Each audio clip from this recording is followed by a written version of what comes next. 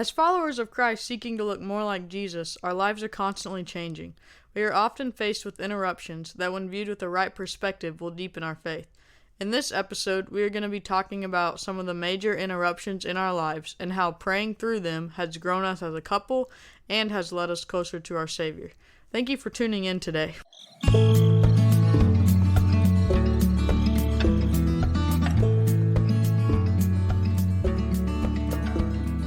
Welcome to the Olive Shoots Family Podcast, where we talk about family and parenting, homesteading, and the things God is leading us towards. I'm Nathan. And I'm Brittany. We've been married for 3 years, have one little boy, and just got our first piece of land where we plan to build and start our homestead. We are passionate about the family unit and getting back to the basics of the way God created us to live. We have big dreams and are learning what it looks like to pursue those dreams while first trusting God's leading. Thank you so much for joining us on this journey.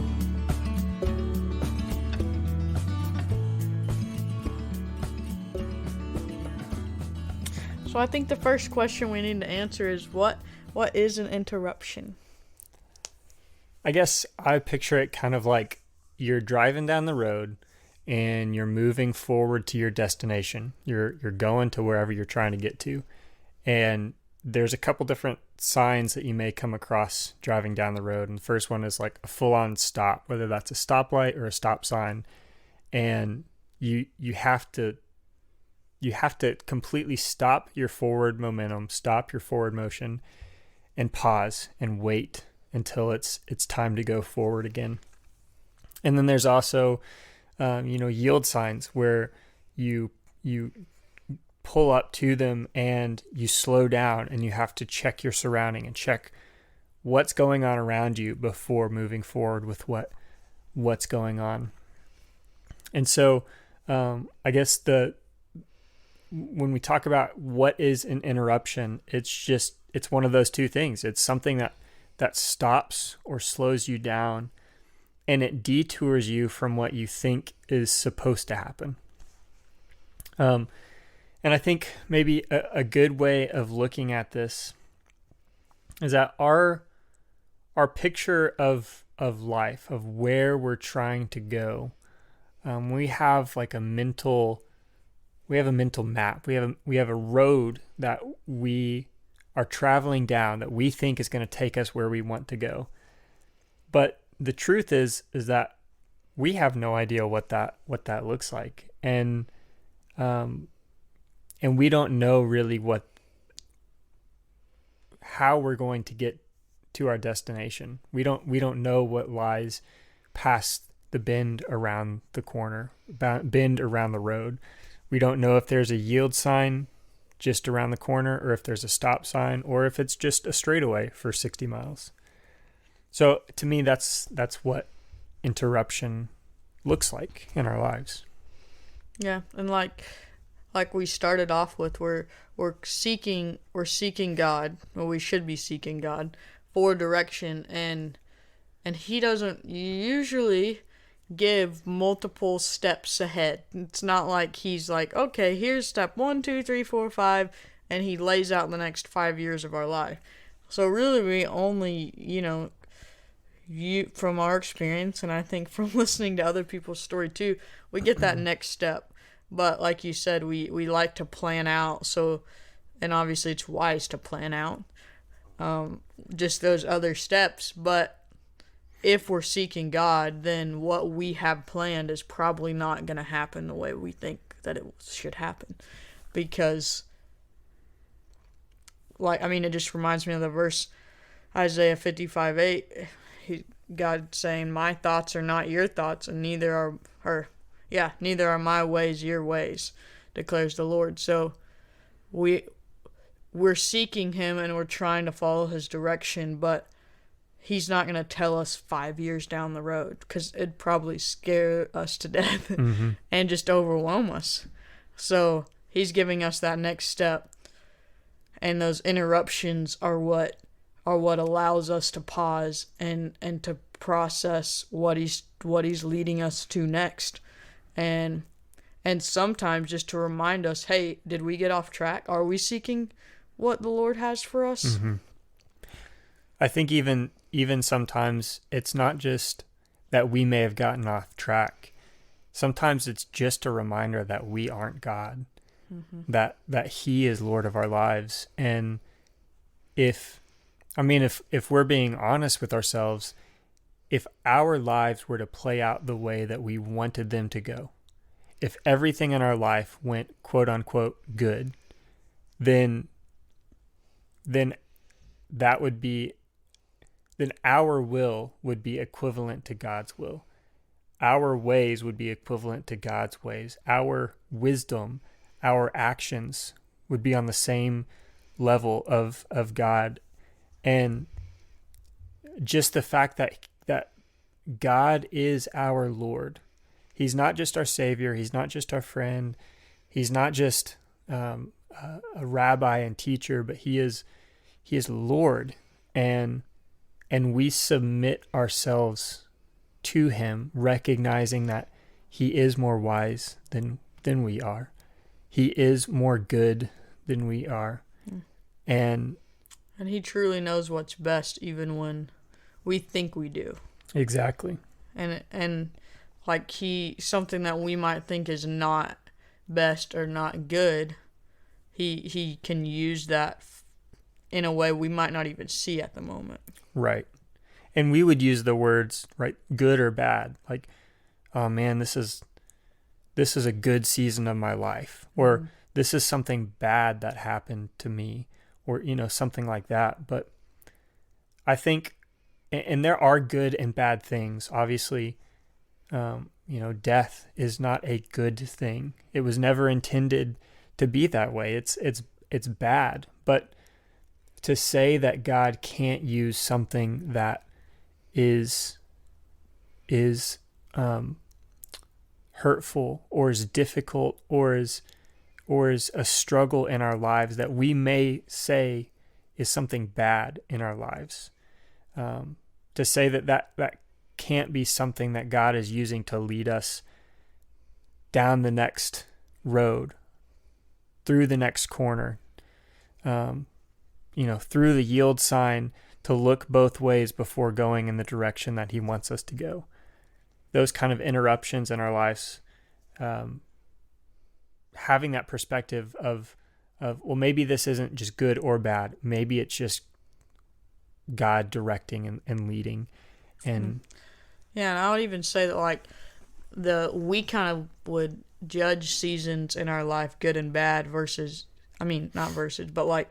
good versus bad, according to our circumstances. So I think that's kind of how we interpret life in a lot of ways. Like looking back over your season of high school, the way you would judge that would be circumstantial often. Or your season of singleness, was it good or bad? Like some might say it's hard. I didn't want to be single for that long or whatever. But I think God views those seasons more as, were they seeking me during that season? Because he would say that's good. Not what happened, how the circumstances were, whether it was really hard or whether everything went great. But did we seek him, and did others see him through us? Would probably be what he would say is good. Mm-hmm. And a season that we didn't do those things in would be not good. Like, from his perspective, it's not what's going on around us shouldn't change, or it shouldn't change what we're doing. We should still be seeking God, and others should still see him through us, right, by the way we're responding to those circumstances. So I think that's kind of ties into that verse. He views it differently. He views good and bad in a way that we don't. Yeah, it's almost like he views good and bad in a time scale that doesn't make sense to us. And him seeing the complete picture, something that may seem in the moment bad to us is something that's going to produce something beautiful 5, 10, 20, 30 years down the road, or next week. We don't know that full picture. And I think we also see that biblically, just in a lot of stories throughout the Bible. That, you look at the Psalms and David's life. It's it's like a roller coaster of ups and downs, and but the whole entire time, maybe not the whole time, but he's a man after God's own heart, right? He's a man who is seeking after the Lord, and he screws up, and he screws up often, but he's still seeking the Lord.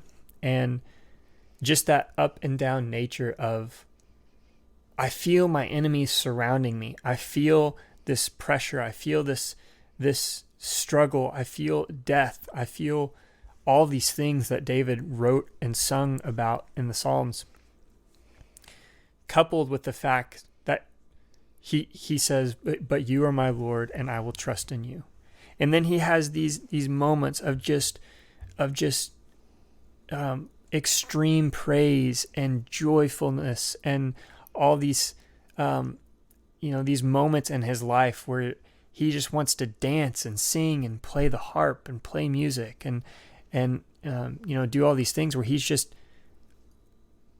acting upon and sharing the goodness that God has given him in his life. And we see that, in other places. We see these interruptions and these ups and downs in the book of Job and in his life. And we see it even in the New Testament of the life of Paul, where he thought he was seeking God all his life, and he was doing the things that he thought he was supposed to do to seek God. And then, he has this major interruption on the road to Damascus, and his life is completely changed and reshaped into seeking after Jesus. And it's those kind of things where these interruptions just take us from a spot in our lives where we think we have it figured out and reform the context of our surroundings and reform the context of our direction into the places and the ways that Jesus wants us to go. Maybe a different way of saying that is just that interruptions lead us into new seasons of life. Yeah, and I would say that, just together since we've known each other, our first major interruption was probably, engagement and marriage, and just our life was going one way. We were single. We were in our mid-20s. We had jobs. We were going in that direction, and then we met, and it was like, okay, now we're learning to pursue life together and seek God. I guess seek God and pursue life together in that order. Yeah. And so that was just like that interruption of, it wasn't a halt. We didn't just stop our life, but it was definitely a change in direction in our thoughts, and it wasn't all about what I was doing and what you were doing on your own separate path. It was, okay, now we're merging these paths into one, and just that whole process of, and then getting married in the first, 6 months was a major, probably interruption after interruption of just trying to figure out how to do life together. And you feel like you're doing good, and then figuring out something new of just moving in that direction of. And honestly, I think for us, we just had a whole lot of intentional conversations during during engagement and that first part of marriage, just of where we wanted to be in 5 years, or where we wanted to be. For us, we were talking about when we were going to start a family, and we were not wanting to wait super long for that. And so just processing my job and how all that was going to fit into having a kid and staying at home. And because we had said that, at the beginning, is when we have kids, I'm going to stay home. So that was just a pause of, okay, when do we quit job? And then that puts, so it was just constant change and interruptions, and God leading us. Us learning to seek God in what we thought we wanted, but also not wanting to do just what we wanted, but wanting to do what he wanted us to do. Right. Yeah, I think one of the ways in which that was a major interruption for us is, the very first thing with getting married is like, even in the things that you thought you were doing well, you get married and like you realize that you're doing the dishes wrong, and you realize that you're folding clothes wrong, and all these basic things that you thought that you knew how to do. Brittany just gave me a look that you guys couldn't see, but it's because I didn't fold clothes the way I didn't fold them well, just to be honest. And they were all wrinkly. They were all wrinkly. Out of the drawers. And but to relearn basic things that I thought I already knew, and it's silly, and we joke about it, but in the moment that was frustrating, and it was like just learning how to live with my spouse and just do simple things together, and just kind of that reshaping of what does daily life look like with my spouse. And that took some time to work through and to figure out together, and to kind of meld into a routine and a norm for us. And I imagine that's what it's like for most couples recently married, of just figuring out what life looks like. But even that turns into an even deeper level when it's not just about folding clothes and doing dishes and the mundane and routine, but it becomes, what does our prayer life look like together? Mm-hmm. What does reading scripture look like? When the mundane becomes the spiritual and the eternal things of life, how do you step into that with your spouse, and and take years and years of doing things to follow Jesus, and it's not just you doing those things anymore. You're doing that with your spouse, and so that is a major interruption in not just your physical daily mundane life, but in your spiritual life, and how to seek Jesus and what that looks like in the context of doing it with your other half. And Britt mentioned it, that we started having these intentional conversations, and one of the major ones was kids, and when kids were going to when we were going to not step into our life, when we were going to start to try to have kids, and just one at a time. We weren't going to have multiple kids. Yeah, guess we didn't know that. Didn't know that. But just the interruption of a new baby, and just how like immediately bringing them home from the hospital, like, yeah, I would say that's a stop sign. Halt. Yeah, 100%. It's not much of a yield. Everything's different. But even leading up to that moment of bringing them home, when we found out we were having a boy, I just remember not panicking.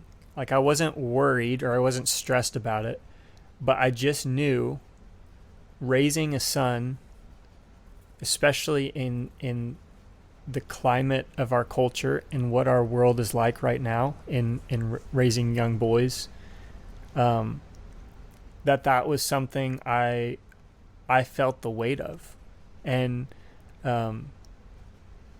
not that I was in it alone, not that I was the sole person responsible for turning him into a man.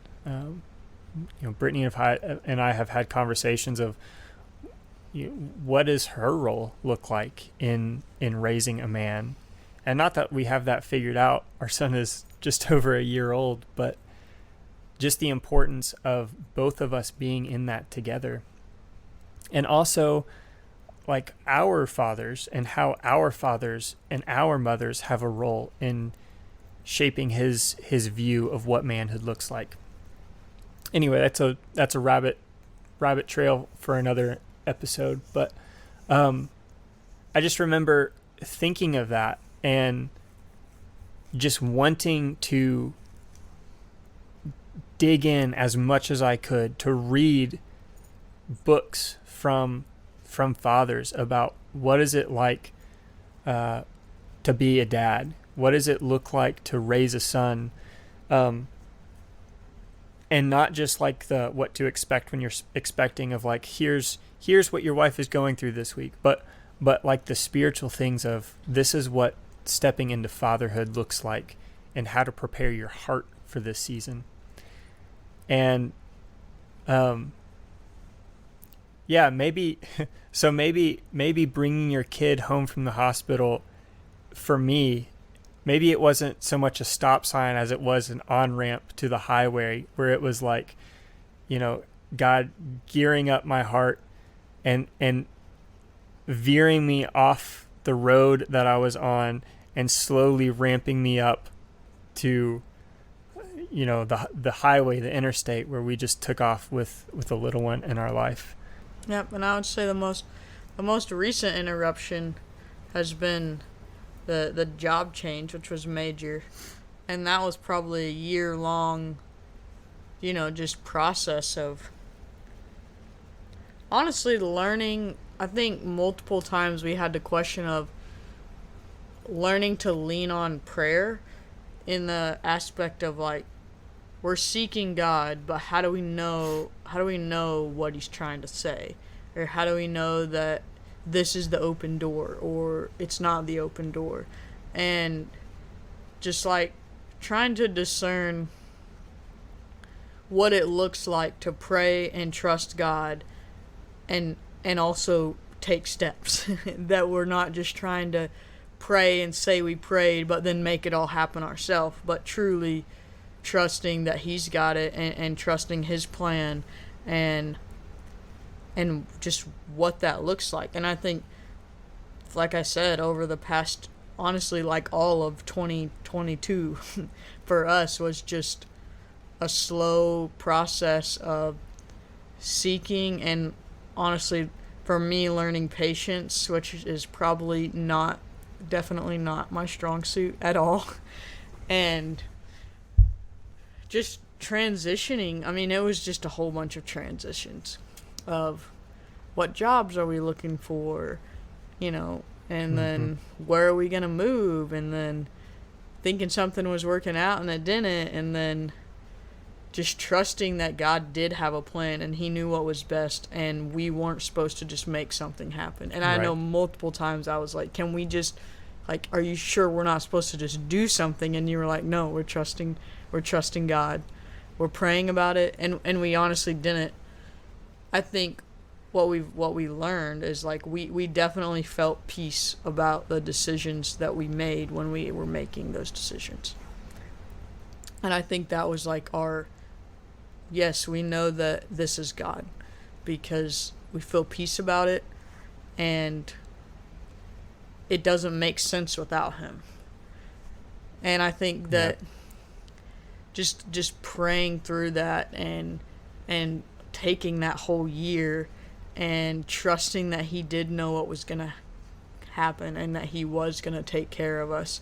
I mean, when we're having to get out of our rent house and find places to live over the summer and go back with your parents, and just different steps that we didn't want to do. We didn't think it was the right plan, but just trusting that he knew what was going to happen.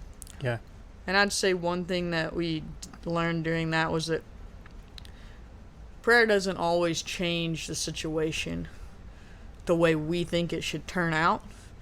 And so I think oftentimes we're like, God, we want this. Can you provide it this way? And we'll lay out a whole plan that we want to be the right answer.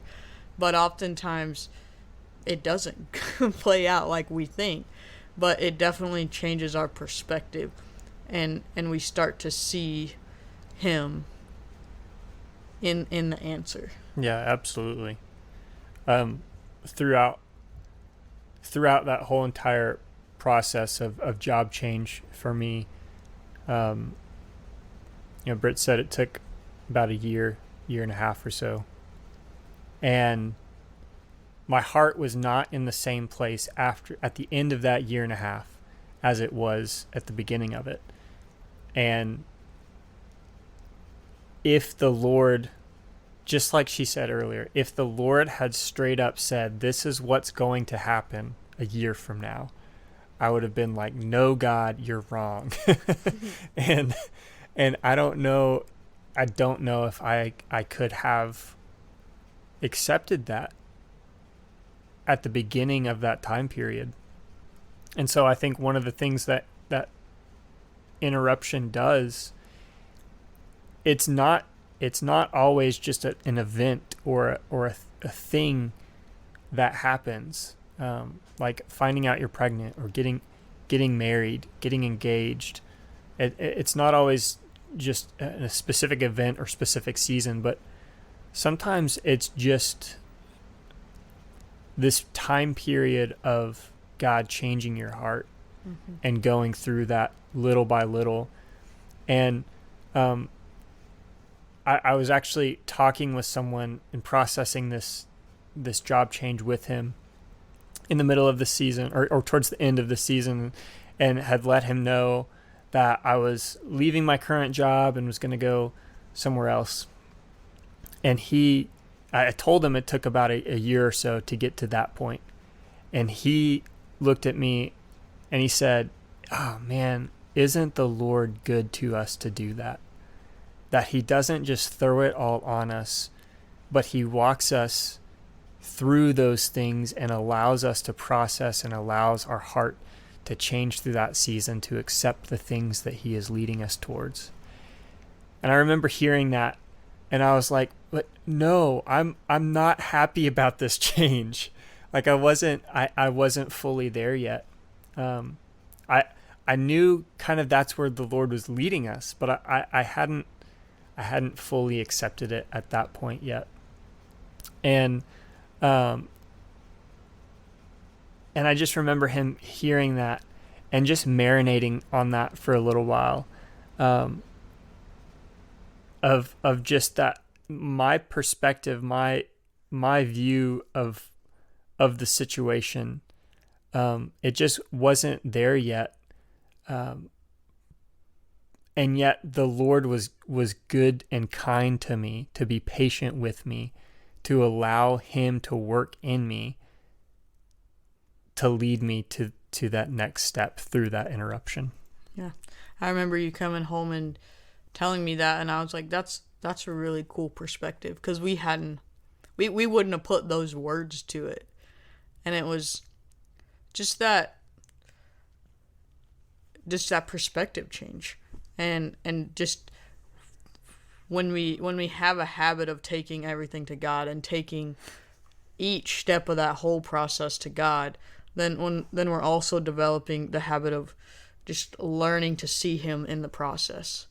And it's not just some coincidence that happened. It's not just some, oh, I have a job now, or, this finally worked out, good, yay. Right. It's like, no, God provided this. God took care of me. God was good. God had it every step of the way. God provided a house for us to stay. God provided a job that led through the transition. God provided a job for us to go to next. God provided a house for us to be able to take that job. It was all God. It just happened. And if we're not taking that to God and seeking him in the process, then he doesn't get the credit, but he's who should get the credit. Yeah.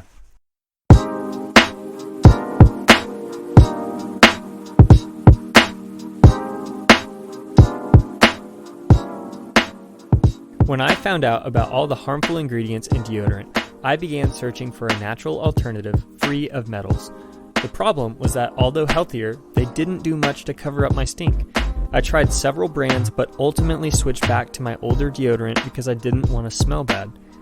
So I decided to give one more chance to natural deodorant after discovering Earthly's mineral deodorant and detoxifying pit mask. The pit mask helps to detox your underarms of metals and chemicals that are often found in store-bought deodorants, and the mineral deodorant is made with clean ingredients that nourish your skin and reduce odor. This combination truly has worked for me and has made me feel much better about what I am putting on my skin. Earthly is a family-owned, made in the USA, and organic company. So if you're interested in either the mineral deodorant or the detoxifying pit mask, click the link in the show notes and check out other Earthly wellness products while you're there. Yes, the link does help support our family.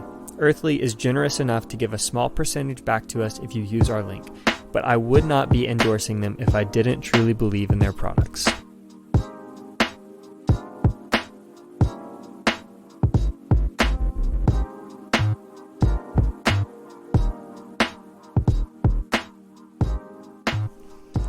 Yeah, I think when we were thinking through this episode, there were two verses that just came to mind. And the first one is the Sermon on the Mount, where Jesus is, he's preaching this famous sermon, and he talks about don't be anxious, and has that whole section about do not be anxious. And at the very end of it, in verse 34, he says, "Do not be anxious about tomorrow, for tomorrow will be anxious for itself. Sufficient for the day is its own trouble." And if you think about that, it's like there's enough problems tomorrow that if I just spin and spin and spin my mind trying to think about what's going to happen, what am I going to do, how am I going to do it, how am I going to get there, like those things are going to be there tomorrow, just as they are there the day after tomorrow, just as they are there the next day after that. And so to be anxious about what is to come, there's no good in that, because that is a never-ending process. Because tomorrow will always be a day away. There will always be uncertainty tomorrow. Mm-hmm. And so if we, just like Brittany said, if we just trust in the Lord in that process, and we don't sit still and just do nothing. We're not lazy, but we seek the Lord. We are spending time in prayer. We're spending time in the Word, listening to Him. We're spending time meditating and thinking on what He's doing in our lives. And we're taking steps to move forward, listening to Him in those things. Then we don't have to be anxious about tomorrow, about what will come, because we're doing the things today that the Lord wants us to do. And that's all He asks of us. And babe, do you want to read James 4? Oh, sure. This is James 4, 13 through 17. "Come now, you who say, today or tomorrow we will go into such and such town and spend a year there, trade and make a profit. Yet you do not know what tomorrow will bring. What is your life? For you are a mist that appears for a little time and then vanishes. Instead, you ought to say, if the Lord wills, we will live and do this or that. As it is, you boast in your arrogance. All such boasting is evil. So whoever knows the right thing to do and fails to do it, for him it is sin." Yeah, and so their response is like, instead of saying, we're going to do this, we're going to be there for a year, and we're going to make a profit, instead of laying out your plans in such a matter-of-fact way, say, if the Lord wills, and if the Lord wills, we'll go and do through that. And by making those plans, you're still making the same plans, but you're saying, okay, God, this is in your court. If you want it to happen, you'll make it happen. If you don't, then we'll make different plans when the time comes. But we're not going to put the authority on us. We're going to put that on you. And then just say that's what happens no matter what. Exactly.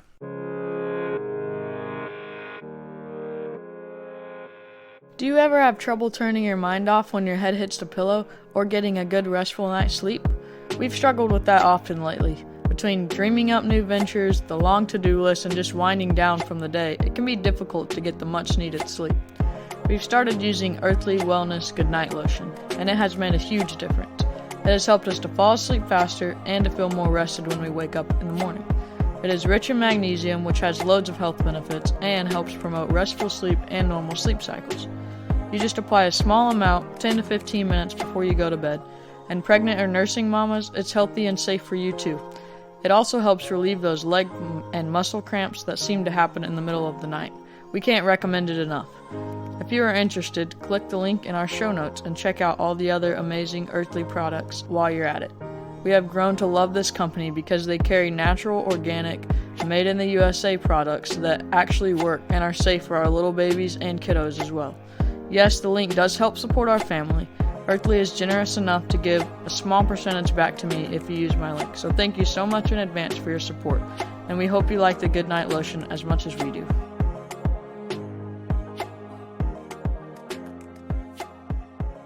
Yeah, and I think, this whole part that we're talking about right now is prayer and just trusting God.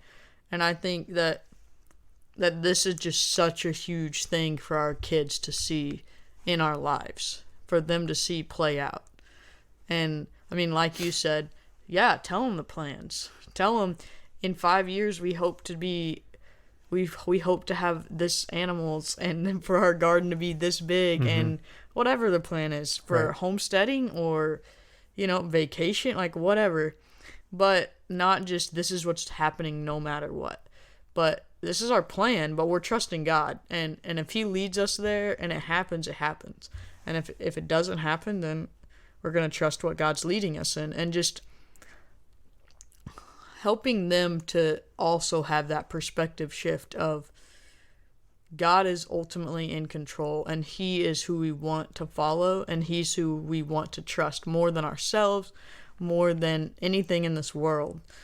And just I think that's just such a powerful thing for them to see. We talked about in the first episode of just reminding them of the goodness and setting up those Ebenezers. And I think it's relevant in this as well. And it's similar to reminding of the goodness, but it's even if it's not good, we're looking to God and we're praying through it and we're seeking.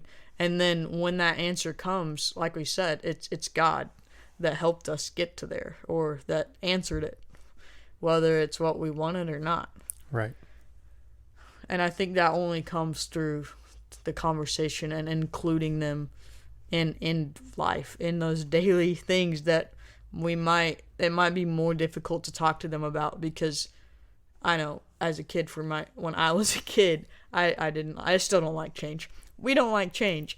And so when the plans change, that's difficult. So sometimes it's easier just to not talk about it with our kids, not tell them our plans, not get them all excited about something that ultimately might not happen. But just them seeing that we're trusting God as a family and how that plays out. Mm-hmm. But that's the only way that they're going to be able to figure that out. If not, they're just figuring it out on their own. We're not setting them up for that, Right. And we want them to be seeking God as a 10-year-old for whatever silly 10-year-old thing they want or they need help with from God. And then we want them knowing how to seek God at 18 when they're trying to figure out what direction to go with their life. Right. And if we wait until they're 18 to let them just figure it out, then I don't think we're setting them up to follow God like we want them to. That just points back to the image of the olive shoot of pruning and trimming and training this new branch to start its own tree. And in the same way that that image of the warrior with arrows in his quiver, of training your child up in the way that they should go and launching them in that direction, that is it possible and even is it likely that will our children learn how to pray and learn these things and learn to seek the Lord on their own without our help if they continue to stay in the church? It's probably likely that one day that would happen if they were to continue to stay in the church and to grow in their faith. But how much better is it for us as parents to train our children up in the way that they should go, so that they're equipped for that when it comes, so that when after years and years of seeing mommy and daddy praying through hard situations and sharing that with our kids, well, when their friend bullies them at church, or when their friend, not that ever happens, or when they experience a breakup for the first time, or just heartbreak, or whatever happens in the life of a child, that in that moment they're not turning to how the world deals with those type of things, or how their friends even may deal with those type of things, but they're like, I know how mom and dad handle this, and they lean on prayer, and they lean on the Lord when they don't know what else to do. And I think that last verse in James, chapter 4:17, says, so whoever knows the right thing to do and fails to do it, for him it is a sin. And we're talking about leaning on prayer in these times of interruption in our lives. If you do that, if you are focused on prayer with your spouse in that season, with your kids in that season, then the answer will come. It will come, and it may come in 1.5 years or 5 years. Yeah, when we look at the Bible examples, it may come in 40 years. It Exactly. may come in, But at some point, that answer will come. And just like this says, the right thing to do will be known at some point. And it's at that time, that's where you just step into it full force. And after that season of prayer and uncertainty and not knowing, and days and weeks and months and years of praying and praying and praying, when the Lord does reveal that to you, it's like, okay, it's go time. We're not at the stop sign anymore. We're not at the yield sign. We're punching the gas and we're going. Mm-hmm. Whether it's scary, whether it's easy, whether it's hard, whether it's what we thought, whether it's not what we thought. Yeah. But you said, our kids, what did you say? Our kids saying when they're going through hard stuff, mom and dad did it this way, so I know what to do. And that, when you said that, I just thought, what a weight that is. Of it's good. I think that just the conversations we've had on this podcast and just processing the direction we want to lead our kids in, how ultimately it's pushing us to be more like Jesus in more ways than probably anything else. Even more than marriage has in some ways, of just, yes, if we truly want our kids to know who to run to, then we better be showing them who we run to. And then just what an accountability and what a just checkpoint that is for us. Yeah. And in a good way. Because we would say that's what we want to be characterized by. But maybe it takes raising little ones and knowing that we're setting an example to how they view life and how they view those situations.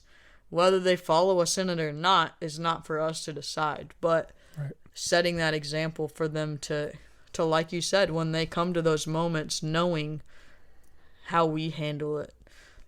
And if we're not handling it the right way, they still know that. So that's what they're gonna be prone to turn to, whether it's Jesus or whether it's yelling or stress or arguing or whatever else. Right. Yeah, I think of it as not a weight but a responsibility. Yeah. And that's a better way to put it. It feels like a weight. It feels like a weight sometimes, but I think if you know the biblical story, you know that the things that God calls his people to do leads to freedom, and he talks about, my yoke is easy and my burden is light. And when we think about when we think about following Jesus in terms of like rules and following rules, like it is really hard. It is really hard to live the way that Jesus wants us to live. But when we view it in the way that he is just trying to lead us to live a life that is most free, and that is most burdenless, and that is most enjoyable and easy, and not easy in the sense that to do the things that he's calling us to do are easy, but in the sense that to not do them are even harder. And knowing that ultimately it's him that is leading us and helping us and taking care of us. And just like we've said, we're not saying you just stop life, don't try, just sit. Unless God says, sit on the couch until I tell you what to do. Halt your life. Like, that's not what, I don't think that's really what he says very often. Like, we're still supposed to go work. We're still supposed to take the next step. We're still supposed to raise our kids. We're still supposed to we're still supposed to do life when those interruptions come. If he does call you to wait and to sit, that's great. Do that. But you better be sure and know that that's what, just like it says, if you know that's the right thing to do, then do it. Yeah. But know that there's also consequences to that. So if laziness just, it's not that we're halting everything and doing nothing, but it's that through those interruptions, we're learning to lean on prayer and truly seek his direction and try to see the situation and pray for eyes to see the way he's seeing it, and just trust that he's going to put those people in your path. He's going to give you peace that passes all understanding. And I would say that, like we said at the beginning, that has been step after step of deciding to quit my job, of deciding to switch your job, of making a move 3 hours south.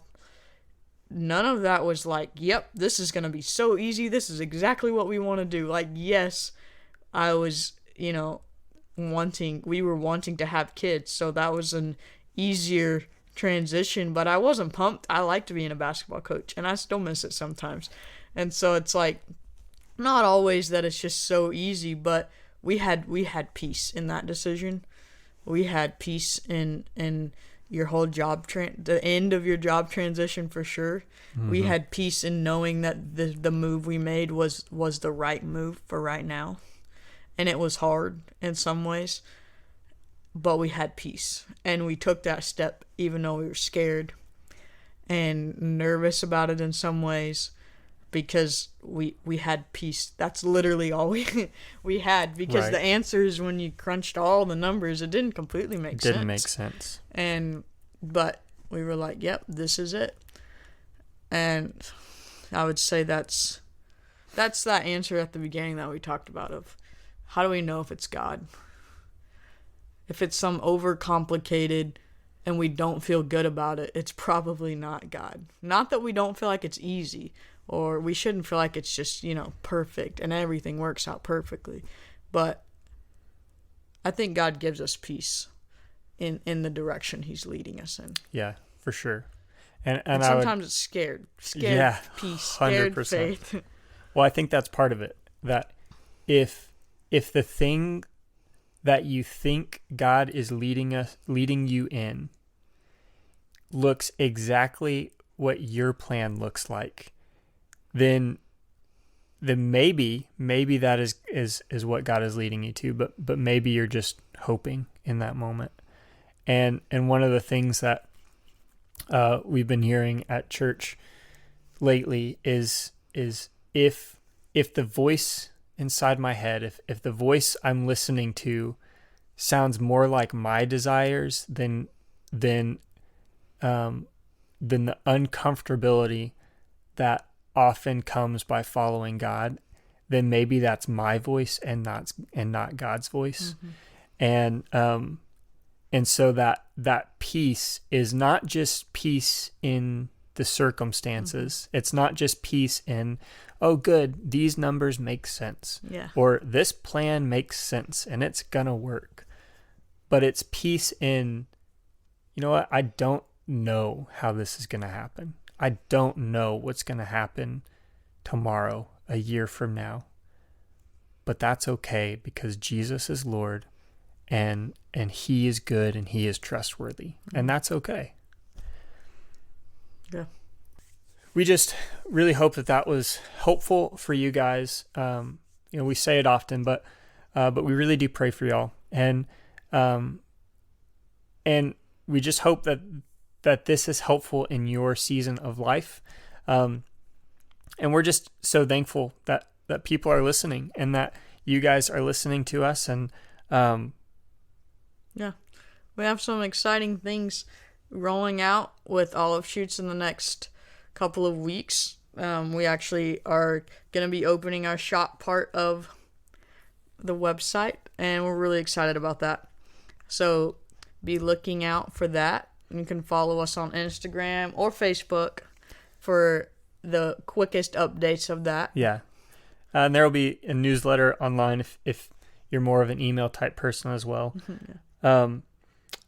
And then just another way that you guys can join in this with us is just obviously praying for us. I think that's, probably the number one way that you could help support us and support this podcast. And then just on the technical side of things, that all the sharing and the rating and the reviews that you guys do, it helps to get the podcast out there just with the algorithm and how technology works. That's just a practical thing that you guys could do to help us as well. And we would just really appreciate that and just enjoy hearing what you guys have to say about what the podcast has meant to you so far. And we would just love reading those things as well.